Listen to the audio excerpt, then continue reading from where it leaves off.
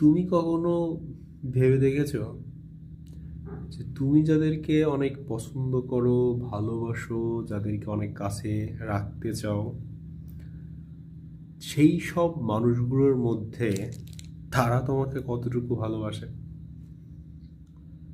আমার মনে হয় 10% মানুষ তুমি পাবে কিনা জানি না, যে মানুষগুলোকে তুমি এত পছন্দ করো, ভালোবাসো, তারা তোমাকে পছন্দ করে। তুমি তাদেরকে পছন্দ করার মধ্যে অনেকগুলো কারণ বা যুক্তি থাকতে পারে। কারণ একটা মানুষকে কোনো কারণ ছাড়া কেউ পছন্দ করবে এমনটা হতে পারে না।